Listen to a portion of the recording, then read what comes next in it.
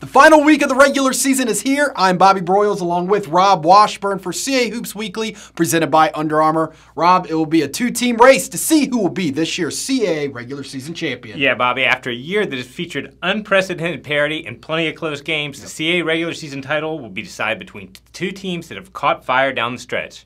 Charleston extended the nation's second longest winning streak to 10 games last week with road victories at JMU and UNCW, and is one win away from claiming its first CAA regular season title and the #1 seed at the CAA Men's Basketball Championship. Now, Northeastern pushed its winning streak to 5 games with a victory over Drexel and a buzzer-beating triumph over William & Mary last week. The Huskies start the week a game back of the Cougars, but Northeastern is still in the hunt to earn its third CAA regular season crown in 6 years. And while most eyes will be focused on the battle at the top, there's also plenty to pay attention to further down in the standings. For the first time in a decade, every team in the league has recorded at least 5 CAA wins. That has led to an interesting race for the #6 seed, which allows the team to bypass the opening round of the tournament and avoid playing 4 games in 4 days to win a championship. A lot on the line indeed, Rob, coming to the finish. Let's begin Thursday night at 7 in Boston with Northeastern, as they will be at home versus Towson on CAA.TV and regionally on Nesson Plus. Yeah, I'm not sure there's a team in the CAA that's been more balanced and is getting contributions from more players than Northeastern. The one constant for the Huskies has been the outstanding performance of junior point guard Vasa Pushitsa, who's among the top 10 in the league in points and assists, and has made yet another clutch play last Saturday by hitting the game-winning layup at the buzzer to beat William & Mary. However, the Huskies also got big games last week from guys like Anthony Green and Max Borsico, which is just an example of how different players seem to step up each night. Now, Towson continues to struggle to find consistency, having alternated wins and losses for the past 5 weeks. Now, the good news in that stat for Tigers fans is they've won 5 straight Thursday contests. Zane Martin is coming off his 17th 20-point game of the season last Saturday, and seniors Mike Morcell and Eddie Keith have been steady performers who are motivated to end their careers on a high note. Now, Northeastern shot 57% from the floor, hit 10 of 19 threes, and played excellent defense in a 15-point win over the Tigers earlier this month. I would expect a much closer game this time around. Also Thursday night, it will be our CAA basketball game of the week on Sports Live with Drexel playing host to Delaware. A huge game for these two rivals as they look to try to play their way out of the first round. Yeah, we always say throw out the records when these two longtime rivals get together, but this year I think we should start by looking at the records. Yes. Delaware and Drexel are both 5-11 in CAA play, and while that's not where they both prefer to be, both of them still have a chance to climb into the 6th spot and receive a first-round tournament bye with a couple of wins this week. Now, Delaware got a big lift last week with the return of All-CAA guard Ryan Daly from an ankle injury, and he recorded his first double-double of the season with 22 points and 12 rebounds as the Blue Hens beat Elon to end a 9-game losing streak. The return of Daly takes some of the attention away from freshman Ryan Allen and also helps to open things up inside for Eric Carter. Now, while Delaware got one of its key players back, Drexel has been without one of the league's top defensive performers in senior Austin Williams, who leads the league in block shots and is 5th in rebounds. His status is unknown for Thursday, but if he can't go, the Dragons will need to rely more on an offense that's converted better than 47% of its shots in the past 5 games. Guard Tremaine Isabel is 2nd in the league in scoring at better than 20 points per game, and the Dragons have other backcourt firepower with Kirk Lee, Troy Harper, and Sammy Mojica. These teams have a history of playing down-to-the-wire contests, and this one should be no different.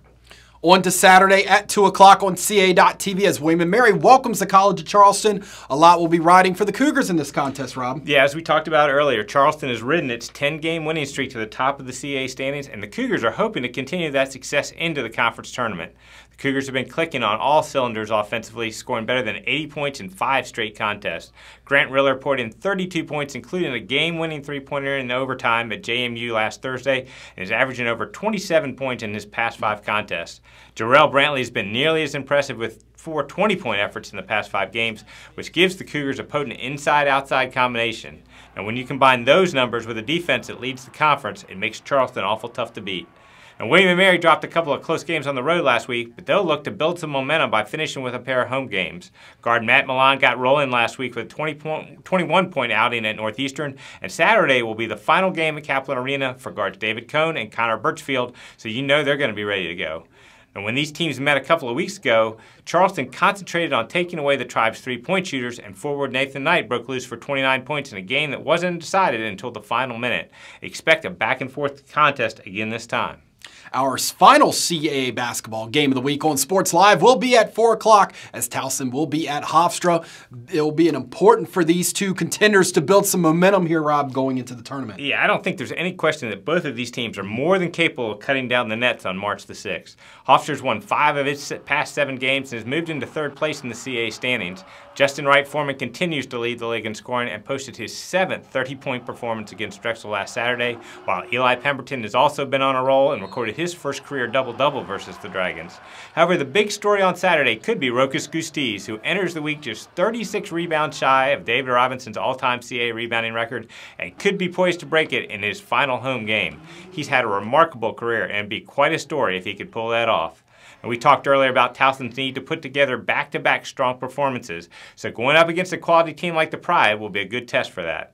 The Tigers shot an impressive 54% from the floor in the first meeting between the two teams, but came up short as Hofstra outscored them 39-6 from the three-point line and also won the rebounding battle.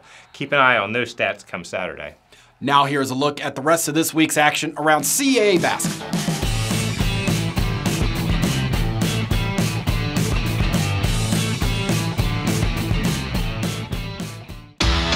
The month of March is not for the weak.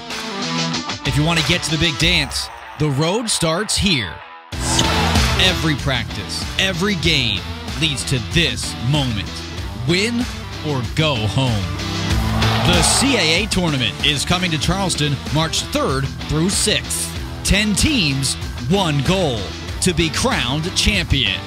Go to CAAsports.com for more information.